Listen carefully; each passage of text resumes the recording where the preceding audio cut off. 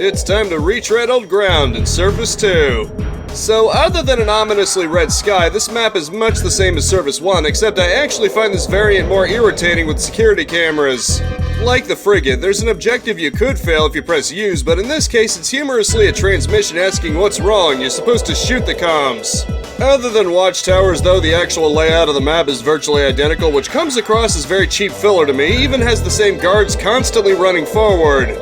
The ending getting caught is a twist on it, but other than that, it's pretty dull and definitely not a map I want to revisit, especially when I wasn't the biggest fan of the original either. Ultimately, it may not be quite as annoying as Silo, but at least that map actually had unique design. This has nothing really going for it apart from getting it over with. It's time for some deja vu in Bunker 2. Other than Natalia joining in the slightly daring escape from a jail cell, it's much the same as Surface 2, and that's just a repeat level. You're actually disincentivized from saving Natalia until you've done your objectives, because once she reaches the control room, it's a minute timer to escape. I ended up getting the keys to the objectives from the swarms of guards because actually staying stealthy is next to impossible, at least for me. Seems to add gun turrets, which is slightly unique, but it seems as little more than a hindrance since if you get them off guard, you can destroy them pretty fast. It's another repeat map made to pad the game out, but this one at least has a tighter focus and has a good story moment even if it contradicts the movie. It's time to run from explosions in Silo. If you enjoy having a timed mission with copy-paste halls full of guards, easily missable objectives one can fail if it explodes, and scientists you can't let die, this is the map for you. As you can probably tell, I strongly dislike this map as I feel it's a kind of difficulty that's very cheap, forcing you to rush and probably add far more hit scan bullets than you should. Even that wouldn't be so bad if it wasn't for the extra objectives. Gotta find every circuit and plant every bomb, or you probably don't have any time to backtrack before it all blows. As I alluded to, there's even a satellite you have to take a picture of, and if you or the guards destroy it, that's an instant failure and you have to do it over again. It may have the spectacle of a timer and explosions going for it, but it's just too frustrating and frankly linear of a map for me to find much enjoyment here. It's time to exercise our authority and control. This is perhaps the most infamous mission in the game, and I would say for good reason, as it's not just your own life you have to be wary of. Indeed, you're stuck looking after Natalia while she attempts to breach the Goldeneye satellite security while guards pour in from potentially all directions. Up until that point, the mission is also almost aggressively linear, although it at least opens up a bit after that where you'll have to deal with armored mainframes. Amusingly, Boris makes an appearance, and should you give in to your desire to end the annoying computer programmer, Natalia will refuse to help and you'll fail the entire mission. While I won't say the mission is absolutely atrocious, the infamous Natalia rescue was certainly deserving of its reputation, I would dare say. It's time to go poker-faced in Statue. Perhaps owing to the limited time of the movie, this level is as linear as Silo, with it just being a straight line back and forth. At least most of the level doesn't have a timer, save for when you have to backtrack to the beginning to save Natalia from a helicopter that's about to explode, but it's a lot more generous. At least I'll give it some credit for the atmosphere, as well as squeezing in the meeting with Valentine to give it some more ties with the movie. It's kind of funny how you can actually shoot at Alec before he's gone, since you just have to wait long enough to get the objective finished. Ultimately, it's a visually decent map and has some intense moments like the timer suddenly going 15 seconds, but it's far from the best, and unless you like playing blind, avoid the 360 remaster. It's time to go all sneaky in Bunker. This one can either be pretty pleasant or an absolute nightmare, guards pouring in non-stop if the alarm is triggered like being spotted by cameras. The programmer, Boris, basically trips the alarm for his objective, so you definitely want to do that one last if you don't want to face non-stop swarms. I find it pretty funny that James Bond analyzes the Goldeneye but then just drops it. He could have prevented the plot if he had just decided to steal it then and there. If you can avoid detection by the cameras and keep guards from getting to alarms, it's an alright mission to go through. It's still not the best though, since it has mostly cramped halls, though it has some interesting objectives and equipment like a camera to take a picture of the monitors. It's time to go glorious golden Egyptian. Much like the previous one, this too is an unlockable bonus mission achieved by completing every single prior mission on 007 Agent difficulty. However, I did not enjoy this one anywhere near as much, both due to its relatively short link and relying on trial and error to figure out the path to the golden gun. Once you either figure it out yourself or look up the answer online, it's a simple matter of locating and shooting Baron Samedi 3 times with him laughing at you on the mission's end. The map inspired by The Spy Who Loved Me, Baron Samedi pulled from Live and Let Die, and of course the golden gun taken from the man with the golden gun. Despite these homages and the pleasing aesthetic, the map simply feels too shallow and luck-based for my particular liking. It's time to defuse up us the bomb and Frigate. This one's definitely refreshing compared to the one before. It's still having something of a timer with hostages, but at least being exploratory. Perhaps my one real complaint with the map is confusion with the bomb defusing. You have to press the shoot button as the activate button makes a boom. Other than that, it's putting a tracker on a helicopter, which is relatively easy as long as you're careful with your aim, since you only get one. The hostages can be a bit trial and error, since you might goof and have a bad angle you can't compensate for in time, but that's manageable. Overall, I wouldn't say it's my favorite map, but it's certainly a lot better than linear and timed affairs, so you can do so much worse. It's time to catch our train. This is yet another example of a mission that's fairly simple and straightforward, but can be quite intensive, particularly the beginning. While the mission is not the most open-ended, it certainly keeps you on your toes with a relentless flurry of guards. Perhaps the most interesting part is that shooting Xenia through arm off buys you some extra time, which is strictly mandatory on 007 Agent. The breaks can also be easy to miss if you are not paying attention, although I will not be holding that against the mission since it is up to you to notice them. Overall, I would not consider it among my favorite missions, but at least it has enough excitement and ties to the movie to create a pretty well-rounded mission. It's time for fun and games in Jungle. Much like the train, the jungle is a fairly linear map, but certainly compensates for it by coming at you hard, and you will definitely want those body armors. This is also where you fight on a top with a grenade launcher and RCP-90 to pose a fairly large threat. I hear your best bet is to give her a good squeeze. Between this and the gun drones you are forced to deal with on 00 Agent, this is certainly showing how the missions are more and more giving you the good squeeze as well. What doesn't help matters is console limitations leading to more smog than Los Angeles during rush hour traffic. While it would have been nice to have a bit more openness to the mission, it is certainly no slouch in the action department. Even Natalia is in on the action with a Cougar Magnum. It's time to hang 10 through the sky in Cradle. If there is any mission that can be described purely as a boss map, it's this one with merely 2 objectives, one of which is eliminating the former 006.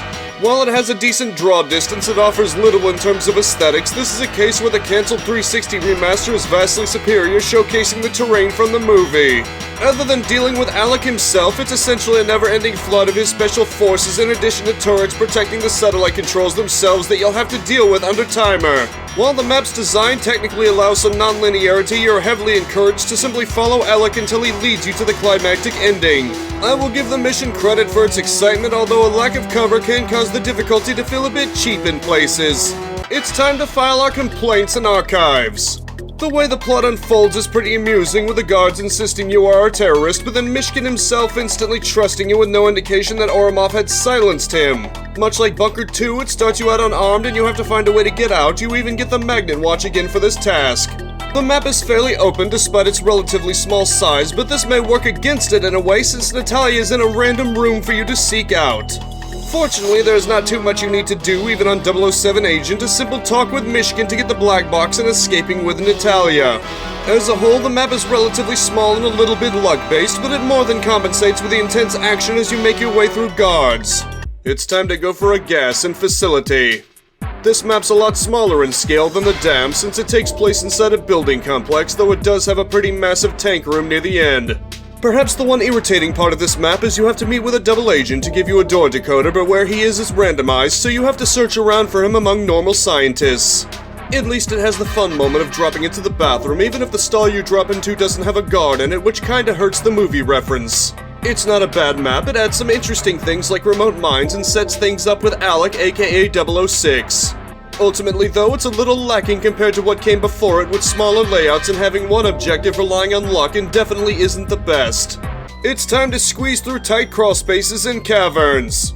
This mission is perhaps the greatest definition of filler, as it bears no relevance to the movie, with Bond immediately heading via elevator to the Cradle. However, that doesn't mean it isn't a fairly interesting mission, with caverns and bodies of water serving as a relatively pleasing backdrop. Perhaps my one real annoyance with it is that the radio to contact Jack Wave can easily be destroyed in an ensuing firefight, failing the objective. Fortunately, it is the only such objective with such fragility, and I do find it rather amusing that you're chasing Alec in addition to performing these objectives. I must say it is a relatively pleasant mission, despite Yanis' special forces proving quite a challenge if you aren't especially careful with your movements. It's time to file away our worries in Depot. It is rather funny how the previous mission stated the urgency of catching up with Oromov, and yet now Bond has leisurely time to complete non-related objectives. Perhaps my one real complaint with the mission itself is how samey everything can feel due to the obvious reusing of assets, although at least everything is consistently placed. There is not too much that needs to be said here other than to pay attention to objectives since they can be easy to miss, such as destroying the computers as well as illegal arms. I will give the mission credit, it is rather nice to see a more open mission despite a relative lack of landmarkers. For what was a few seconds in the movie, they managed to at least attempt to contextualize the location as being part of Yanis's main operations. It's time for a mild speed chase in Streets. I described Archives as short but spicy, but I feel Streets may have lifted it of its highly coveted title, being incredibly straightforward but fairly intense. Fortunately, reluctant ally Valentine is present to delay the timer by an extra 5 minutes, which is substantially more reasonable given the hazards present throughout the map. You will have to navigate streets full of guards, some of whom are armed with rocket launchers and landmines. As if that wasn't enough, there are civilians you have to be careful not to hit or at least avoid killing too many of them if you do not wish to fail the mission.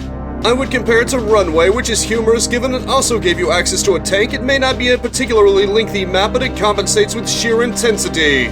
It's time to catch a ride in Runway. Now for the negative, this is by far the most linear map so far, only having a single branching area that's actually mandatory to get a key in. However, it compensates for this by letting you drive around in a tank, something that wouldn't be in the actual movie until much later on. You most likely need the tank too to complete your objectives of destroying the guns and battery before you're able to escape on the conveniently placed airplane. Given the open-aired nature of it, it's also pretty easy to get yourself shot into a game over, especially on 00 Agent, so you definitely don't want to take it lightly. While it may be exceptionally linear and fairly short, the novelty of manning a tank and just firing explosive shells admittedly has me feeling a little generous about it. It's time for one hot good time in Aztec. This mission is one of 2 bonus missions, this one unlocked after beating the previous ones on at least Secret Agent difficulty. The aesthetic change is a welcome one, particularly the NASA shuttle that you're to launch, although the risk of being blasted by its exhaust is a present threat. One nice thing is you're able to recover Moonraker lasers that have infinite ammo, which can be rather enjoyable shooting at the bothersome guards. Jaws himself even makes a guest appearance, further proof that this mission is pretty firmly based on the events of Moonraker in some regard. For being a bonus mission, it's certainly a highly enjoyable one with satisfying laser weapons and an equally satisfying shuttle launch upon the mission's end. It's time to get very hydrated and damn. These will be ranked on 00 Agent, and the dam has a decent amount, like installing a covert modem, getting some backup data, and destroying alarms. Interestingly, it was going to have even more stuff to do, but guess they realized the first map shouldn't have too much. You can still see the island from the right spot. One thing that seems to stand out for a lot of people is the truck, and I don't blame them. It's an interesting background element, and I guess the driver doesn't know you're intruding. Even has a sniper rifle if you decided to check out one of the guard towers, handy if you just want to take out some guards from a safe distance. From the underground tunnels to the largest service areas, it has a decent amount of variety for gameplay too, at least for a shooter. Overall, it does its job well as a starter map, and even if it's been diminished from the original vision, still isn't a cakewalk on 00 Agent. It's time to touch snow and surface. Well, one thing's for sure, this is the largest level so far by a good amount. It's a massive outdoor area, albeit with draw distance. The map also gets pretty pressing later on as snipers start spawning in to take pot shots at you and can easily kill you if you aren't careful. Objectives involve a satellite dish's computer and then hopping around a few cabins for keys, a computer, and opening a safe to obtain some blueprints. I would even go so far as to say this map is big enough that you might get lost if you don't watch where you're going, which was a first for me. Overall, it's a nice map with a good snow look and escalation in difficulty, and nicely spacious enough so it feels like a map you want to explore instead of just get it over with. It's time to overview the mission statement. You may not believe so based on many of my rankings, but I'm actually rather fond of Goldeneye all things considered.